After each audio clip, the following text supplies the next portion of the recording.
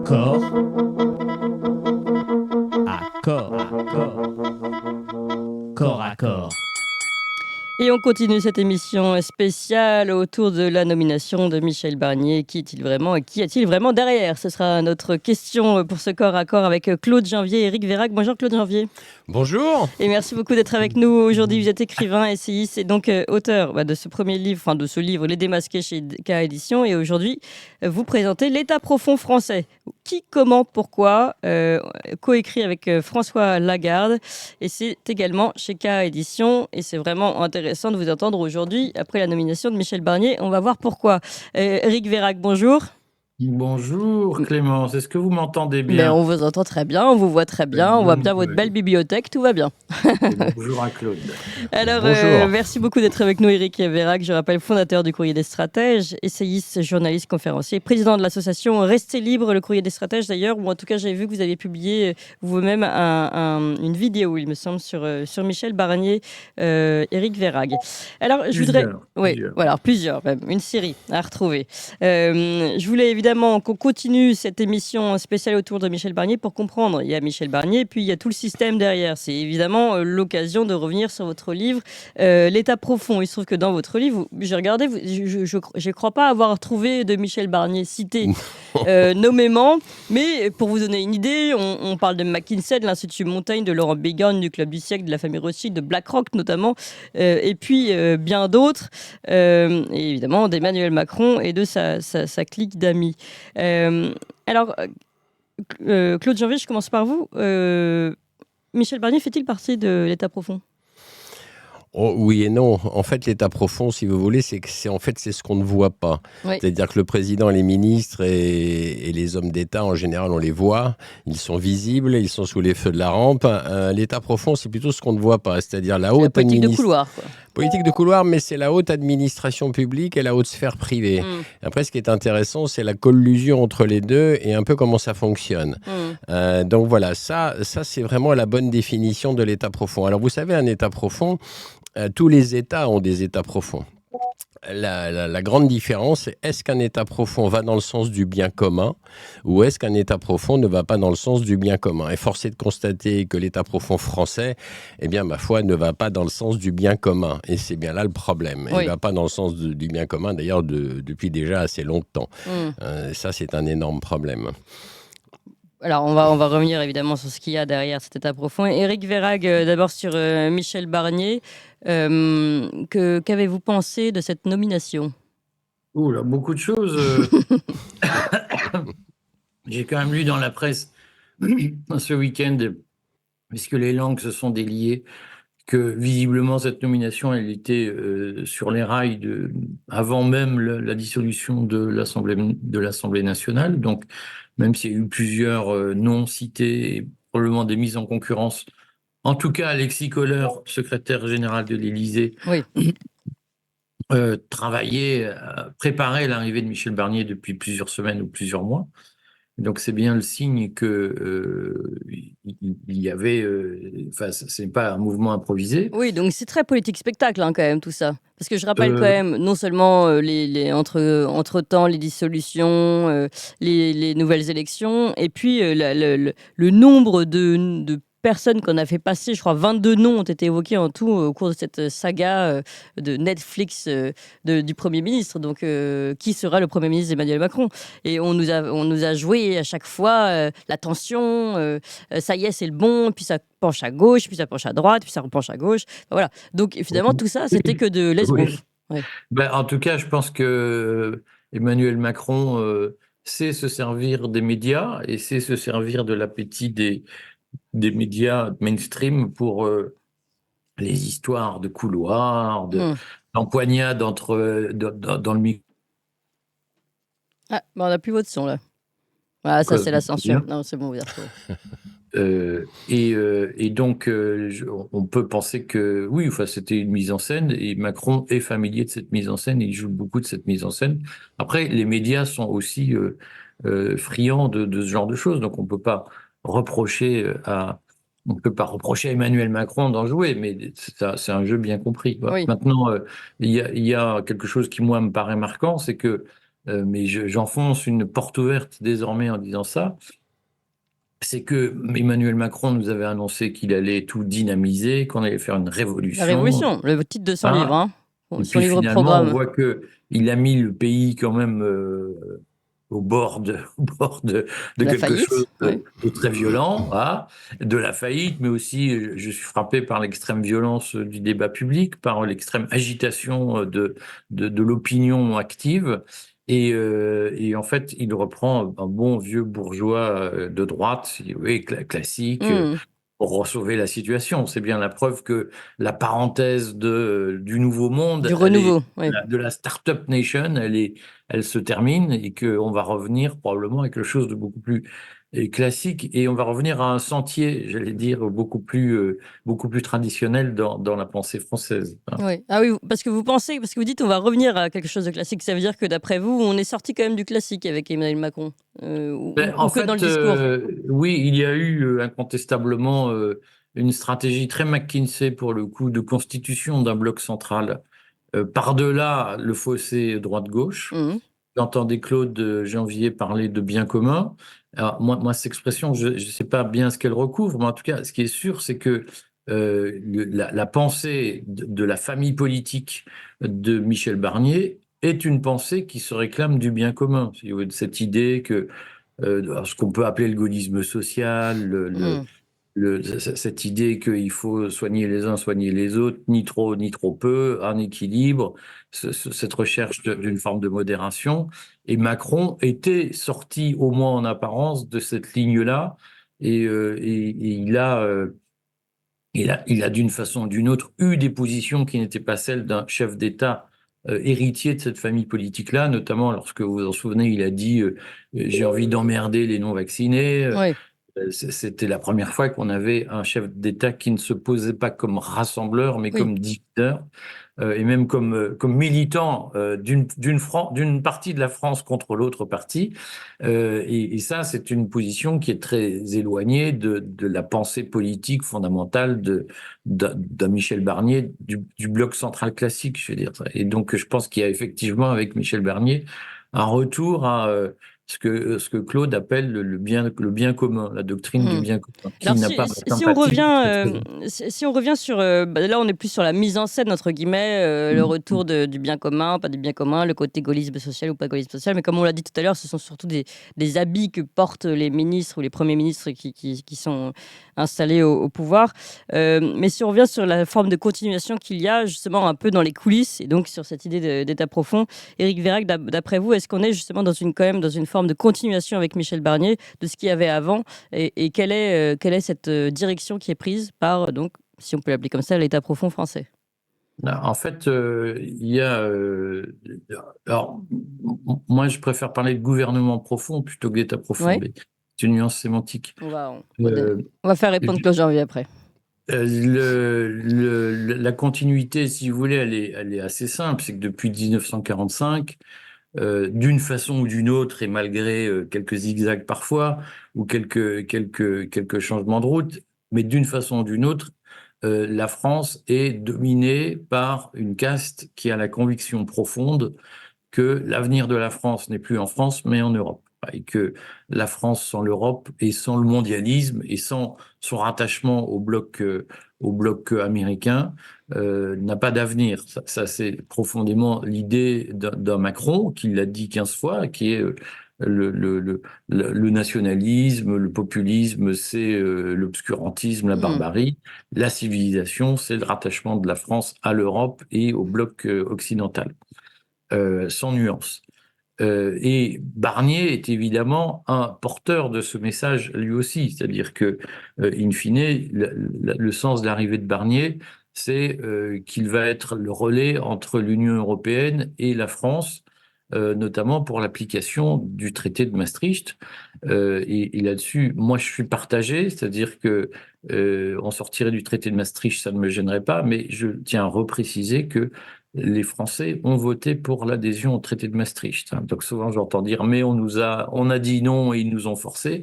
On rappellera que le référendum de 2005 a été majoritairement un non, mais le référendum sur le traité de Maastricht a été majoritairement un oui. et c'est François Mitterrand qui a demandé aux Français s'ils voulaient qu'on signât le traité de Versailles, et on a majoritairement dit oui. Donc là-dessus, si vous voulez, il faut avoir à l'esprit qu'effectivement, le rôle de Michel Barnier, ça va être de remettre la France, ou en tout cas de négocier le retour de la France dans les engagements qu'elle a pris en 1992. Alors, Claude Janvier, depuis tout à l'heure, bon, il y a quelques points, j'ai l'impression, sur lesquels vous souhaitiez rebondir. Oui, déjà, Michel Barnier, c'est sans surprise, hein, c'est un européiste, un atlantiste, hein, ça a été un covidiste acharné. Il a quand même participé à dire oui au traité de Lisbonne avec Sarkozy et Fillon, donc c'est une trahison des Français, hein, puisqu'à l'époque, par référendum, les Français avaient tous voté non en majorité. Donc, il n'y a rien à en attendre de Michel Barnier. Et la grande question que moi, je pose, c'est qu'on va continuer à servir la soupe aux Américains encore combien de temps ? Parce qu'il est là, le problème, en fait. C'est que depuis trop longtemps, et ça s'est quand même accéléré depuis l'avènement de Nicolas Sarkozy au pouvoir, et ensuite François Hollande et maintenant Emmanuel Macron, on sert de plus en plus la soupe aux Américains. Et en réalité, Michel Barnier va continuer à remettre les clés de notre pays aux USA, à l'oligarchie financière mondiale états-unienne anglo-saxonne. Donc le grand problème, il est là. Il ne va certainement pas contredire Emmanuel Macron. En fait, Emmanuel Macron l'a très bien choisi. Il a choisi quelqu'un qui ne le contredira pas, qui va faire la même, qui va approuver toute la politique d'Emmanuel Macron sans faillir. Et le reste, ça amuse la galerie, si vous voulez. Le reste, plaît en plus au Rassemblement national, donc qui permettra d'avoir un vote à l'Assemblée. Absolument. Et comment vous expliquez ce phénomène tout de même, en fait ? Le fait que finalement, non seulement, on est quand même dans une arnaque géniale là, aux yeux de tous. Non seulement il n'est absolument pas issu de la majorité du vote, et en plus, il va réussir à faire céder finalement. On disait que la majorité c'était le nouveau Front populaire. Alors là, ils sont tous dégoûtés. Et finalement, le RN joue ce jeu d'alliance avec la Macronie. Oui, je pense que sous-entendu, c'est-à-dire que Michel Barnier a promis de foutre la paix au RN. En gros, c'est ça. Il ne va pas marcher sur les plates-bandes du RN. En fait, ce que voulait Emmanuel Macron, c'est d'écarter toute personnalité de gauche, et c'est exactement ce qu'il a fait. Donc, mais évidemment, sous-entendu, mais Michel Barnier ne va certainement pas aller écorner les électeurs et du RN. Ça représente quand même une masse de gens assez importante, donc effectivement, il n'y aura pas de changement à ce niveau-là. Donc, eh bien, le RN est gagnant. Pour l'instant, il y a quand même 123 députés élus à l'Assemblée. Gagnant, oui, mais par rapport à ce qu'il était, le RN, il y a quelques années en arrière, il est gagnant parce qu'il y a quand même 123 députés aujourd'hui quand même à l'Assemblée nationale. C'est du jamais vu. Oui. Donc... mais le problème, c'est qu'il n'y a pas grand-chose à en attendre, si vous voulez, parce que ce soit du RN jusqu'à la LFI, en passant par les partis dits traditionnels, il n'y a rien à en attendre, parce que tout le monde, et je repose encore la question, tout le monde continuera à servir la soupe aux Américains. Et donc à Bruxelles, parce qu'on est en fait dans un cercle vicieux. La France, tant que nous sommes sur le joug de Bruxelles, et Bruxelles qui est totalement inféodée donc aux USA, malheureusement, les choses dégénèrent. Et d'ailleurs, on a mis en exergue dans notre livre avec mon ami François Lagarde, la dette de la France réelle, elle n'est pas de 3100 milliards. Ça, c'est la dette qui est visible. Après, il y a tous les engagements de l'État derrière, le hors-bilan bancaire, qui se monte à 3800 milliards. Donc, quand on additionne 3100 milliards de dette plus 3800 milliards d'engagements de l'État... En plus ah oui, ça fait... on en est à 6900 milliards de dette. C'est-à-dire que si demain, l'État les caisses militaires ne peuvent plus payer les retraites, etc., l'État doit payer. Donc, en réalité, c'est pratique parce que ce n'est jamais inscrit au bilan. C'est du hors-bilan bancaire. Mais n'empêche que la dette est réelle. Ouais. Donc, en réalité, nous en sommes à 6 900 milliards de dettes. C'est pratique, on a quand même on a déjà 3 000 à rembourser. Officiellement, c'est déjà pas mal. Qu'on ne remboursera jamais, d'ailleurs. De toute façon, il ne faut pas se leurrer. En revanche, ça crée, chacun le sait, ça crée malheureusement une inflation de plus en plus évidente. Il y a quand même rien que dans le domaine de l'alimentaire, on en est à quasiment 20% d'inflation, ce qui est énorme. Ouais. Je veux dire, aujourd'hui, attention, le pays ne va vraiment pas bien. Au-delà du vernis social, le pays ne va pas bien. Alors, rappelons tout de même, vous disiez, Michel Barnier, Covidis, Atlantis, est-ce que vous pouvez nous rappeler justement ces grandes lignes de son CV, notamment Covidis ? Oh ben, ces grandes lignes, il a appelé effectivement à aller se faire vacciner. Il a appelé à respecter effectivement. Il a dit oui, la crise sanitaire, bien entendu, c'est vital. Il faut te respecter. Voilà. Alors apparemment, il en reviendra un petit peu. Mais enfin, c'est un peu tard. C'est un petit peu tard. Il a quand même, il s'est engouffré là-dedans sans regarder et sans se poser aucune question. Donc en fait, en réalité, pour ma part, je n'ai aucune confiance en Michel Barnier. Pas plus qu'avec les autres d'ailleurs, hein, de toute façon. Moi, voilà, vous voyez à peu près. À ce sujet, Éric Vérac, sur les grandes lignes de son CV, on va dire Michel Barnier, Covidis, Atlantis, est-ce que vous avez des choses à ajouter ? Alors, j'ai lu en fouillant un peu sa biographie quand même, qu'il avait été membre d'un cercle que je ne connaissais pas, donc je suis heureux de l'avoir découvert, qui s'appelle la Conférence Olivain. Qui avait été créé par un jésuite, je ne sais plus quelle année, mais c'était pas hier, c'était plutôt avant-hier, au début de la Troisième République ou quelque chose comme ça. C'est une institution ancienne et qui est une espèce de cercle un peu de Young Global Leader, mais à l'ancienne, à la française, et auquel ont participé beaucoup de gens qui, Claude pourrait s'y intéresser, beaucoup de gens qui font ce que j'appelle le gouvernement profond, c'est-à-dire que de mon point de vue, il y a une entité qui gouverne et qui a rassemblé des gens comme lui. Donc je pense qu'il fait partie de ce que moi j'appelle la vieille bourgeoisie, c'est-à-dire des gens qui ont une doctrine qui moi m'agace, qui est toutes les vérités ne sont pas bonnes à dire, voilà, qui est vraiment pour moi le point de repère de la caste au pouvoir en France. Et il fait partie de ces gens donc qui ont appris à mainstreamer, comme on dit, et à chasser en meute dans des groupes constitués, des réseaux. Et qui sont des réseaux du bloc central, voilà, des normies, comme on dit, et donc qui ont fait, ceux qui ont fait le Covid, enfin, ceux qui ont fait la gestion du Covid, ceux qui ont fait cette doctrine selon laquelle, au fond, la société doit être dominée par une élite et l'élite doit encadrer la société parce que la société est faite d'enfants, de gens dangereux, de populistes qui prennent de mauvaises décisions, qui ont de mauvaises opinions. Et qu'il faut protéger, c'est gentiment dit, il faut protéger contre eux-mêmes, contre leurs propres pensées et leurs propres votes. Leur propre vie. Oui, bah oui, exactement. Ça, on a bien compris qu'on était là-dedans aujourd'hui. Et Claude Janvier, d'ailleurs, pour revenir un petit peu sur votre livre, et pas seulement sur Michel Barnier, mais pourquoi pas, hein, ça peut rejoindre tout ça. Vous donnez en effet des grandes lignes de on va dire, ce gouvernement profond, pour reprendre les termes d'Éric Vérac, de toutes ces, comment dire, institutions ou clubs, voilà. Et donc vous citez l'Institut Montaigne, vous citez, je le disais, McKinsey évidemment, qu'on connaît bien maintenant, vous en citez le Club du siècle, les Rothschild et BlackRock. Est-ce que vous pouvez nous donner un petit peu, nous expliquer comment tout ça s'articule ? Le cœur, en fait, le poumon de la France, le cœur de la France, c'est Bercy. Bercy. Ah oui, vous commencez par Bercy d'ailleurs. Et oui, la France est un pays riche. À partir du moment où on est un pays riche, on attire les convoitises étrangères, ce qui est tout à fait logique. Et les convoitises étrangères, c'est notamment les USA.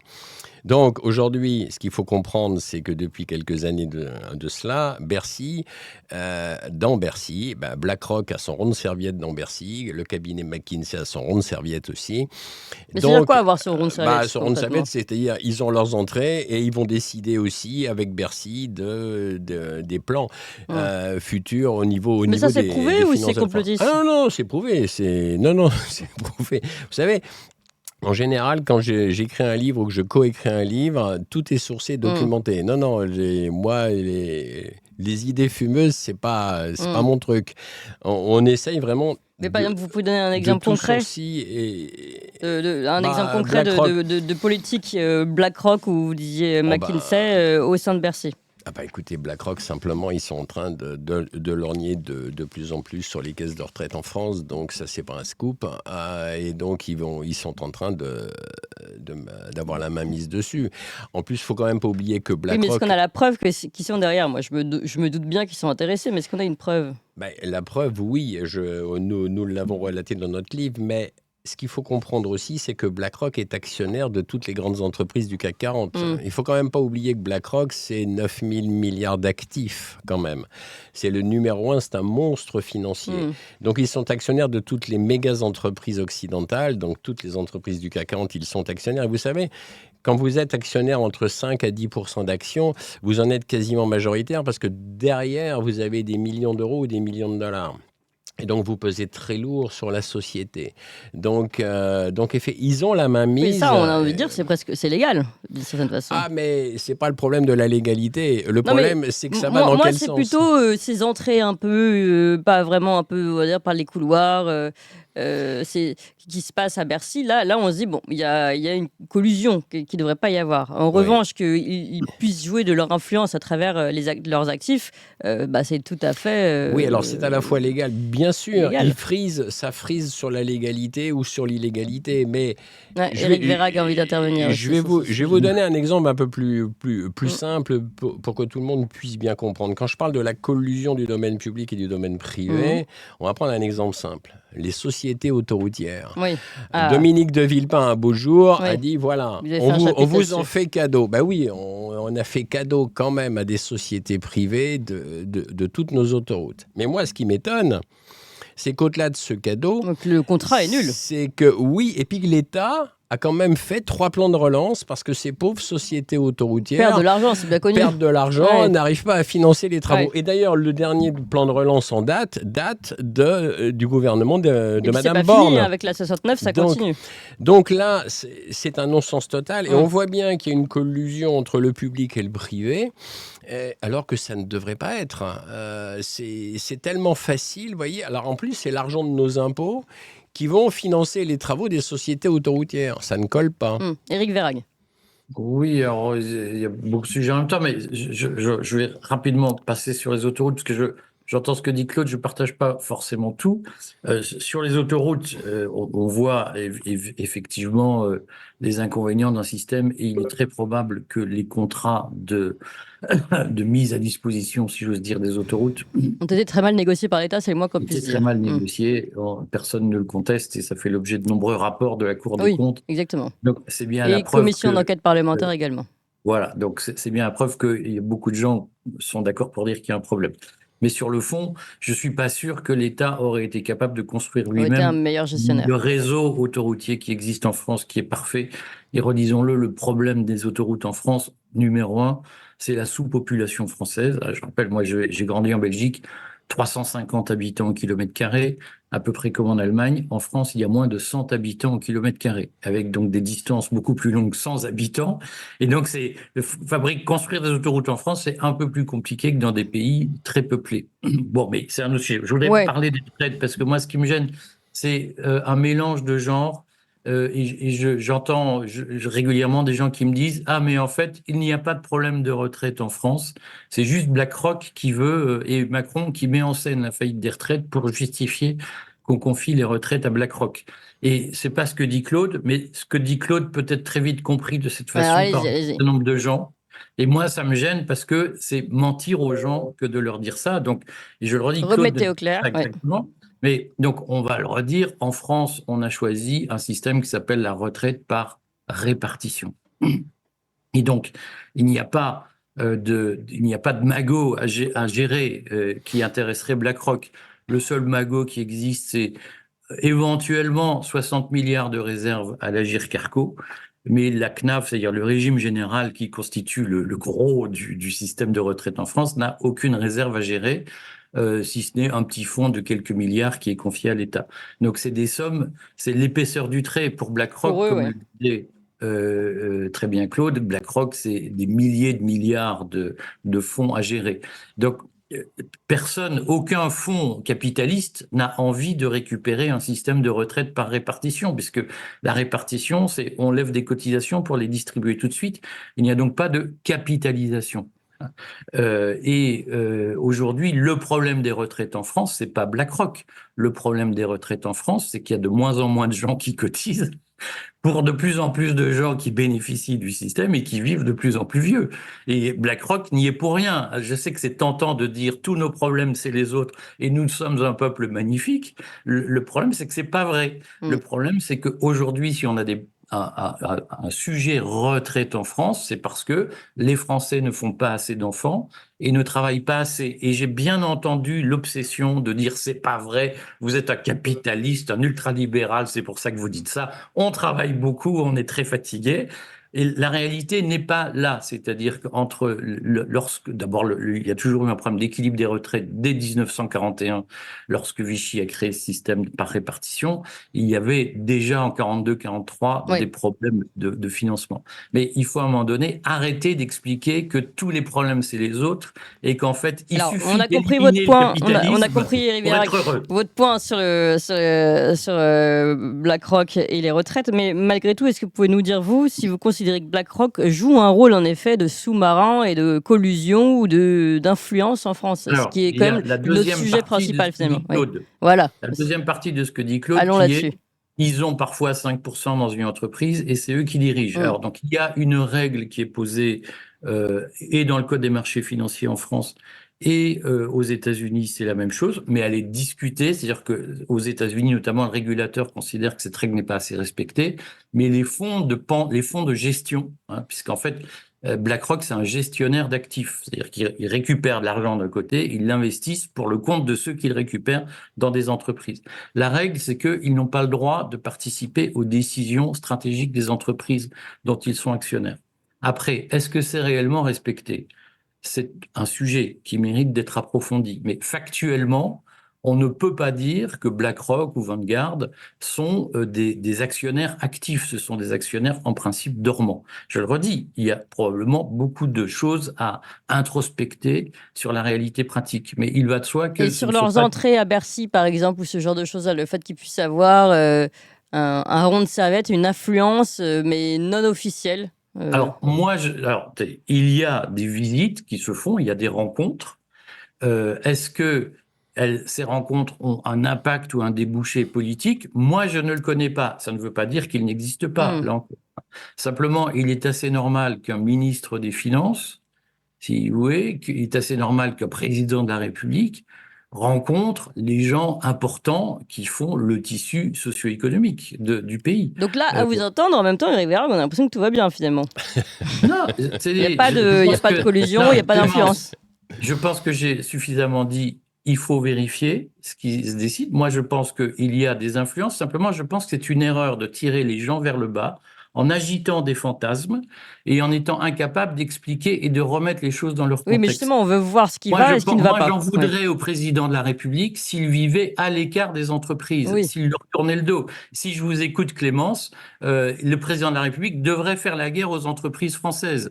Or, moi, ça me paraît naturel que le président de la République rencontre le patron d'Air France, rencontre le patron de la SNCF, rencontre le patron de Renault, parce que on a décidé un jour de créer une usine dans le Nord pour Toyota, on a fait des aménagements dans le Nord. Moi, ça me paraît sain, ça fait de l'emploi. Maintenant, si je vous écoute, c'est « Ah ben non, mais vous voyez, on vit sous l'influence des grands capitalistes ». Ben, c'est un peu simple, si vous voulez. Peut-être que l'intérêt, vous parlez du bien commun, et Claude Janvier parle du bien commun. Le bien commun, c'est pas forcément de transformer ce pays en un ensemble de chômeurs et de fonctionnaires parce qu'on fait la guerre aux entreprises. À un moment donné, je crois qu'il faut arrêter, si vous voulez, de faire croire aux gens que le bien commun, c'est une assemblée de citoyens qui décide de tout, y compris du fonctionnement des entreprises, parce que c'est la meilleure garantie pour faire faillite. Et on a un intérêt. Et là aussi, moi, ce qui me gêne, c'est les contradictions. On dit « Ah, la France est désindustrialisée, c'est pas à cause de Macron, blablabla. Bla, bla, bla. » Et quand ils rencontrent des gens qui peuvent amener des usines, on dit « Ah, voyez, il est sous l'influence des gens du capital. » Mais vous voulez quoi? Qu'on recrée l'Union soviétique et qu'on dise « On va créer des usines d'État ?» C'est grotesque, excusez-moi. Donc, à un moment donné, il faut savoir ce qu'on veut. Soit on veut réindustrialiser la France, on veut son développement économique, on veut augmenter les salaires, on veut du pouvoir d'achat. Et à ce moment-là, il faut, à un moment donné, travailler en bonne intelligence avec les entreprises. Soit on dit... c'est du conflit d'intérêts, c'est un complot. Mais pardonnez-moi, on a parlé de McKinsey. On assume d'être un pays de chômeurs. Non, mais McKinsey, mais non, mais c'est pas ça. Mais McKinsey, il y a du conflit d'intérêts. Il y a même une commission d'enquête qui en parle, une commission d'enquête parlementaire. Parle pas de McKinsey. Non, mais Clémence, on peut pas tout mélanger. Vous pouvez pas me dire que McKinsey, c'est la même chose que le patron de Renault ou le patron de la SNCF. Bah non, mais nous, on parlait pas du patron de Renault, c'est vous qui l'avez mis sur la table. Moi, j'ai entendu. Non, mais qu'est-ce qu'il raconte, Éric Vérac? Je pense que quand vous me parlez de BlackRock, c'est pas la même chose que McKinsey. McKinsey, c'est un cabinet de conseil. BlackRock, c'est des milliers de milliards de gestionnaires d'actifs. On va quand même rappeler Je suis Vous désolé voulez de dire, en dire gros, que oui, allez-y. le premier, non, mais Allez, Claude attendez, Janvier Clément, je vais après. finir. Ah ouais, allez-y, Le allez-y. premier gestionnaire d'actifs en Europe, le premier gestionnaire d'actifs en Europe, Oui. c'est-à-dire le principal concurrent de BlackRock, c'est Amundi, qui est une filiale commune, Crédit Agricole et un certain nombre de banques. Mais c'est Oui. surtout le Crédit Agricole qui la dirige. Est-ce que ça vous choque que le président de la République rencontre le patron d'Amundi qui gère de mémoire 2000 milliards en Europe, 2000 ou 3000 Ouais. milliards? Alors, Est-ce question qu'il faut posée. faire la guerre à ces gens-là? Est-ce qu'il Question faut dire, posée. il y a une Et grande entreprise on la française qui gère de posera. l'argent, on va la couler? Oui, j'ai compris votre question. J'ai l'impression que pour vous, donc BlackRock n'est pas forcément. Faut arrêter comment dire, de diaboliser BlackRock, si je vous écoute bien. Bah, Guy de moi, je Lafortelle. pense que- Non, mais attendez, parce que je vais quand même donner la parole à Claude Janvier pour qu'il réponde. Et puis Guy de Lafortelle, je crois qu'il est dans les parages. Comme il connaît très bien BlackRock, on va lui demander d'intervenir aussi à ce débat vif. Mais d'abord, Claude Janvier. Le problème, si vous voulez, c'est que quand on fait le bilan de là où on en est en France, force est de constater que depuis l'avènement Il y a un truc qui va pas. il y a un truc qui va pas. Depuis l'avènement d'Emmanuel Macron au pouvoir, il y a quand même eu un bradage de nos industries. Je rappellerai ici Alstom, entre autres, etc. Il y a quand même une privatisation à tout crin. Il n'y a plus d'ONF quasiment. L'état des forêts en France est absolument épouvantable. Les barrages sont quasiment en voie hydroélectrique. Hydrauliques, sont quasiment en voie d'être privatisés. Bref, Emmanuel Macron a fait un grand ménage. Le déclassement.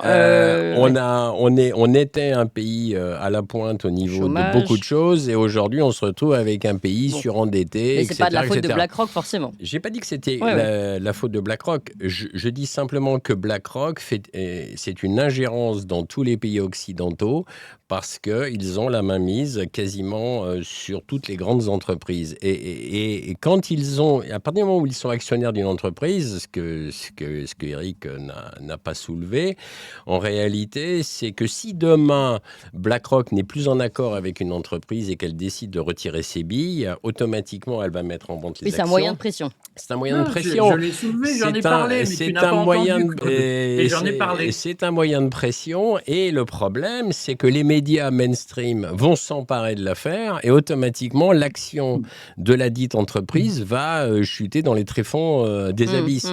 Automatiquement, le PDG et le conseil d'administration de cette entreprise ne va certainement pas cautionner cela, et les actionnaires non plus. Ils vont se dire, oulala, ça sent mauvais. Donc il est là le problème. Oui. Le problème numéro un, il est là. Oui, j'ai bien compris, c'est intéressant. Vous parliez aussi, par exemple, je voudrais qu'on aille sur un autre exemple, et puis Guy de Lafortelle va revenir sur BlackRock, mais vous parliez notamment de l'Institut Montaigne. Comment, par exemple, l'Institut Montaigne est considéré pour vous comme un de ces acteurs de coulisses? C'est les clubs franco-français, il y en a à peu près 4. Il y a le Siècle, l'Institut Montaigne, il y a le think tank Terra Nova, et il y a le Cercle Turgot. Ce qui est intéressant, c'est qu'on prend les mêmes et on recommence. Ça veut dire que le petit monde restreint de hauts fonctionnaires de l'État, de la haute sphère privée, des grands patrons de presse se retrouvent dans des dîners du Siècle ou de l'Institut Montaigne et décident de la politique générale de notre pays. Et c'est exactement cela qui se passe. Alors après, il n'y aurait rien de mal, effectivement, à ce que des gens décident de la politique de notre pays à partir du moment où ça va dans le sens du bien-être du peuple. Alors je vais peut-être arrêter de prendre le mot bien commun, puisque c'est mal compris ou à moitié compris. Je vais juste parler du bien-être du peuple. Et force est de constater que quand il y a une élite, aussi bien administrative que privée, qui ne va pas dans le sens du bien-être du peuple, et qu'on est malheureusement en France dans un pays qui est de plus en plus en voie de paupérisation. Je rappelle quand même un chiffre intéressant, malheureusement cruel. En France, nous avons 15 800 000 pauvres. Chiffre documenté par mon ami Jean-Louis Zambert et moi-même dans notre livre « Le virus et le président ». Et c'est un chiffre documenté. Sur 32 millions d'actifs, c'est énorme. Mais nous n'entendons pas les pauvres parce que de toute façon, ils sont trop affairés malheureusement pour boucler leur fin de mois. Oui. Mais là, on en est là en France, c'est ça le problème. Alors Éric Vérac, sur ce sujet par exemple de l'Institut Montaigne. Oui, moi je vais répondre plus généralement à ce que vient de dire Claude. Moi je suis assez d'accord avec Claude pour dire qu'il y a une élite qui perclue de conflits d'intérêts, ce que j'appelle le capitalisme de connivence. Et moi, je crois que la meilleure façon d'en sortir, c'est effectivement de dire l'État ne doit plus s'occuper du bien commun parce que le bien Oui. commun, c'est un attrape-couillon pour justifier la République des copains. C'est on va s'occuper de tout et comme Claude le dit très bien, Bercy est au cœur du gouvernement profond parce que Bercy s'occupe de tout et Bercy a envie de placer des fonctionnaires partout. Voilà. Et je pense que si on est contre ce système, il faut arrêter de dire on va garder le système et changer les têtes, ce sera mieux. Bah oui, Parce ça, que je suis le d'accord. problème, c'est le C'est système vrai. lui-même qui pousse au Ouais. vice. Et donc Oui, moi, oui. je crois que ce qu'il faut dire, À c'est partir du moment où vous avez les leviers, vous transformez les hommes. tourner la parenthèse de ce système où l'État s'occupe de tout. L'État, ouais, Je pense que l'État, il est dans son job quand il s'occupe de la police, de l'armée, de la diplomatie. régalien. Je pense qu'il n'est pas dans son job quand il s'occupe d'économie, d'industrie et de vie, de société, de protection. Je pense que ce n'est pas le job de l'État de faire la richesse d'un pays. Voilà. Et donc, je pense que moi, je suis pour une solution où l'État ne cherche plus, ne joue plus la comédie de rendre un pays riche et prospère, parce qu'on sait qu'en fait, son objectif, c'est surtout de rendre riche et prospère une élite qui tire à elle tous les bénéfices et qui privatise, qui mutualise toutes les pertes. Voilà. Ouais, mais ça, c'est ce qui vous mettra d'accord. En tout cas, Claude Janvier, Absolument. Éric Vérag, merci beaucoup. Je rappelle, Claude Janvier, votre livre où vous détaillez justement cet état profond français chez KA Édition. Tout nouveau livre, oui. Qui, comment, pourquoi, pardon, l'état profond français. Et puis, Éric Vérag, président de l'association Restez Libre, fondateur du Courrier des Stratèges, journaliste et conférencier. Merci beaucoup à tous les deux. J'avais dit, Guy de Lafortelle est là. Il est aussi grand connaisseur de BlackRock. On va lui poser cette question pour commencer avant même sa chronique, je le préviens tout de suite. Tout de suite, donc la chronique de Guy de Lafortelle. On est très nombreux ici, en direct, sur Toxin, très très nombreux. Donc je demande à tout le monde de mettre immédiatement un pouce. Il faut mettre des likes. On est 5000, on me dit exactement, je crois même un peu plus. Vous nous poussez pour qu'on soit encore plus nombreux, pour qu'on soit encore plus visible sur ces algorithmes. Et puis pour ceux qui ne l'ont pas encore compris, il faut nous faire un don, puisque nous commençons l'année. Sans vous, nous ne pourrons pas continuer cette année. En fait, on ne pourra même pas faire un mois. Donc c'est le moment de nous faire un don. On va mettre le lien immédiatement ici. Un clic et un don. Merci à vous tous. Et Toxin continue avec Guy de Lafortelle.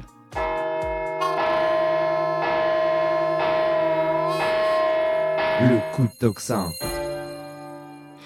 Le coup de Toxin avec Guy de Lafortelle, d'abord cofondateur de Toxin et fondateur de Lettres d'information de l'investisseur sans costume. Bonjour Guy.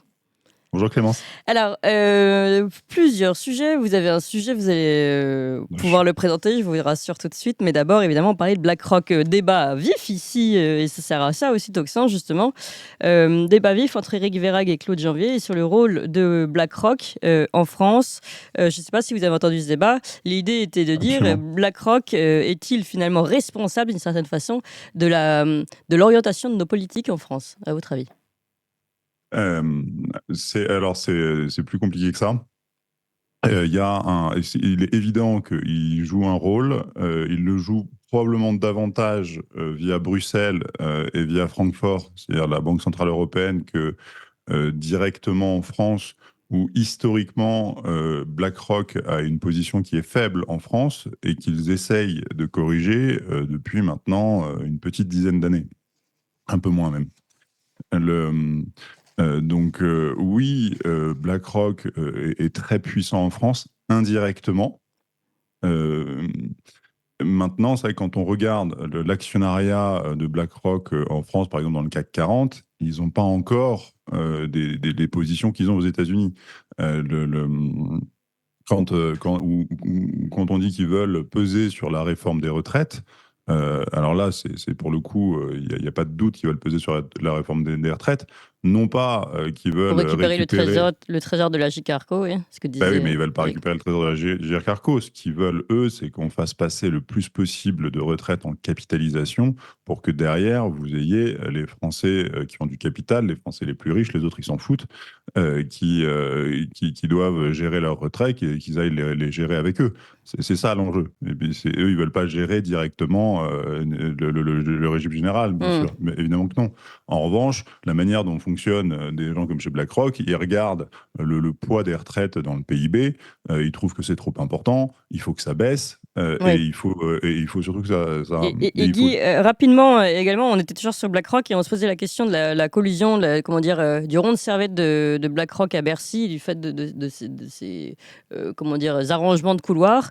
Vous aviez, je crois que peut-être le seul, en tout cas, vous l'aviez bien noté et fait des chroniques dessus, sur les venues de Larry Fink en France et de ses rencontres a priori avec Emmanuel Macron. Donc, est-ce que ça, c'est normal ou est-ce que c'est anormal ou est-ce qu'on devrait juste avoir peut-être des comptes rendus plus précis sur ce qui se passe vraiment dans ces rencontres? Alors, il y a plusieurs sujets. Ce qui est, en fait, là où pour moi, le fait quand Éric Verrage dit, bah, vous imaginez bien qu'Emmanuel Macron rencontre les dirigeants d'Amundi ou les dirigeants de BlackRock, ça pose pas de problème.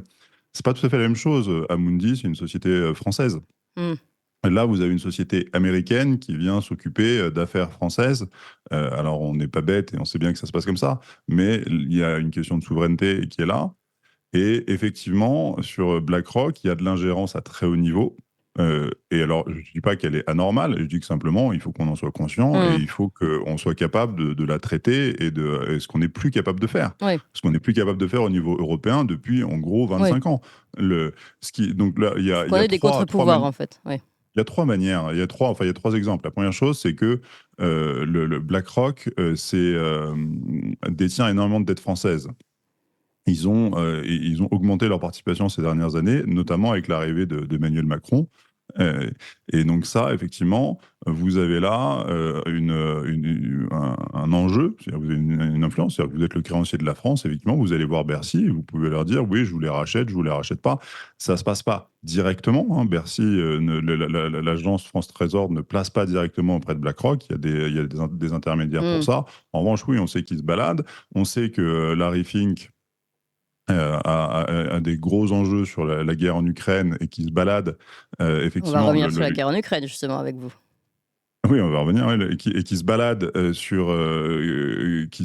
qui s'est baladé en France juste avant les moments les plus importants, c'est-à-dire que c'est pas tant sur l'ordre de mobilisation, au moment de l'ordre de mobilisation russe. On sait, il y a aussi des venues. Ça, c'est des choses qu'on trace avec son avion. Vous savez que les plaques des avions sont connues et donc, et donc on voit où sont les avions, où ils vont, où ils se baladent. Et donc on sait que BlackRock, vous avez une diplomatie. Mais ce qui est encore une fois, c'est-à-dire que vous gérez plus de 10 000 milliards d'actifs. Bah oui, vous avez votre petite diplomatie à vous et vous avez vos enjeux. Ouais. Vous savez que BlackRock a des enjeux monumentaux en Ukraine. Ouais. Donc, alors justement, Guy de Lafortelle, on profitait de... Je peux juste dire une dernière chose, pardon, juste pour revenir sur ce que dit Éric Verrage, qui est quelque chose qu'on entend assez souvent pour dire que BlackRock est un actionnaire dormant. C'est faux. C'est faux pour plusieurs raisons. La première raison, c'est que il ne participe pas aux décisions de l'entreprise. Bah, si, en fait, il participe aux décisions de l'entreprise. Un actionnaire participe de manière extrêmement simple aux décisions de l'entreprise par ses votes. Il vote aux assemblées générales, aux questions, et les votes de BlackRock, comme de tous les grands gérants d'actifs, sont publics. Alors, ils peuvent s'abstenir de voter quand ça les intéresse pas, mais donc il y a pas du tout de ce sujet de se dire que non, sont des actionnaires dormants donc ils votent pas. C'est pas vrai. Et ça serait même plutôt l'inverse. Mais il n'a pas expliqué que justement il y avait un arsenal juridique qui faisait que comme il était minoritaire, il était dormant. Non, non. Alors, minoritaire, il faut voir ce que ça veut dire. En France, effectivement, quand vous avez 5, 7, 8% d'une grande société, vous n'allez pas pouvoir faire grand-chose. Aux États-Unis, où l'actionnariat est beaucoup plus éclaté, quand vous avez 8%, vous êtes l'actionnaire de référence et que vos copains de Vanguard et les autres grands fonds font qu'ensemble, vous avez plus de 20% du capital, là, vous êtes en contrôle. Oui. Mais c'est comme ça que voilà, c'est à partir du moment où aux États-Unis, vous avez plus de 20% d'une grande boîte, on estime que vous en avez le contrôle. Parce que l'actionnariat est beaucoup plus éclaté. Oui. Alors, et ils ont ces positions de contrôle aux États-Unis. Et à la limite, ils sont même beaucoup plus actifs. Alors, BlackRock, c'est particulier, c'est-à-dire que vous avez la moitié des actifs de BlackRock qui sont en gestion passive. C'est-à-dire que, effectivement, c'est leurs clients qui ont décidé de les mettre dans ces fonds passifs. Ils ne peuvent pas faire d'arbitrage. C'est-à-dire que cet argent est là, ils ne peuvent pas l'enlever. Donc, quand Claude Janvier disait s'ils détiennent une part importante d'une société et s'ils sont pas contents, ils peuvent les vendre, ils peuvent faire chuter le cours de bourse. Encore une fois, pour la moitié de leurs actifs, c'est pas possible parce que c'est passif. C'est leurs clients qui ont décidé d'investir dedans dans des fonds passifs. Si les clients retirent pas leur argent, BlackRock ne retire pas leur argent. Mais c'est-à-dire quoi? C'est-à-dire que quand vous avez une partie de votre actif qui est bloquée, vous avez carrément intérêt, à l'inverse, à peser sur les décidés des sociétés. Et d'ailleurs, tous les ans, vous avez Larry Fink qui vient envoyer sa lettre au président, à tous les présidents des grands groupes dans lesquels il est actionnaire, pour leur expliquer ce qu'ils doivent faire. Donc, non, BlackRock se conçoit comme un actionnaire extrêmement actif, d'autant plus quand vous pouvez pas vendre vos parts, parce que normalement, historiquement, un actionnaire, sa manière de prendre une décision, c'est dire si ça me plaît pas, effectivement, je vends mes parts. Et avec BlackRock, vous avez un truc beaucoup plus, vous avez de l'activisme qui se fait à différents niveaux. Et il y a un niveau qui est particulièrement intéressant et qu'il faut souligner, c'est les nominations des membres des conseils d'administration et des comités de direction. Donc ça, c'est voté en AG, ces nominations. Et BlackRock, qui, effectivement, quand on épluche un peu les décisions, ça a changé ces dernières années, mais pendant très longtemps, la seule chose sur laquelle ils votaient, c'était les nominations des membres. Ce qui est réellement une influence, oui. Extrêmement puissant, parce que, en tout cas aux États-Unis, encore une fois, ça c'est le modèle qu'ils veulent faire venir en France. Je suis pas en train de dire que c'est ce qui est en France, c'est ce qu'ils veulent faire venir. Et aux États-Unis, mais non, ça se passe. Mais vous êtes un grand cadre de grosse boîte avec beaucoup d'ambition, et votre rêve dans la vie, c'est de devenir directeur financier ou d'arriver à un conseil d'administration, un conseil de direction d'une de ces grandes entreprises. Là, pour le coup, faut passer par les fourches collines de BlackRock, et BlackRock, et s'ils ne sont pas d'accord avec vous, mettra son veto. Mais ce qui est terrible dans ce truc-là, c'est que donc, non seulement vous avez un pouvoir à ce niveau-là, mais si BlackRock a mis votre veto et ne veut pas de vous au conseil de direction de la société, on va dire de n'importe quelle pharma, Pfizer ou une autre, vous ne pouvez pas aller voir la grande société côté d'à côté, parce que la grande société côté d'à côté, elle appartient à qui? Elle appartient aux mêmes. Ouais, c'est ça. Donc vous avez en fait un monopole, et le problème, le problème essentiel de BlackRock et de ces grands fonds d'actifs américains derrière, parce que Vanguard est presque aussi gros, et derrière vous avez tout un écosystème. Le problème de ce truc-là, c'est que vous avez un monopole, ou en tout cas un oligopole qui s'est recréé au-dessus, et donc vous vous dites oh là là, on vit dans un monde extrêmement où il y a énormément de concurrence. Non, pas du tout en fait. Mais on regarde juste pas au même niveau. Pardon, c'est important de voir comment ça fonctionne, parce qu'effectivement, BlackRock va pas aller tous les matins vous dire ah dis donc, t'as pas renouvelé le bail de ton immeuble. Non, eux, ils sont quand même à un niveau structurant. Et le niveau structurant, c'est qui on nomme. Oui, c'est pas mal non plus. Allez, Guy de Lafortelle, on avait une chronique où on devait parler de Xavier Niel et ses investissements en Ukraine, mais il est 9h04 et Charles Gave est arrivé. Non, mais je vous propose qu'on vous retrouve après l'interview de Charles Gave, si vous voulez. Mais en revanche, restez avec nous, parce que l'interview de Charles Gave, ce sera très intéressant que vous restiez avec nous.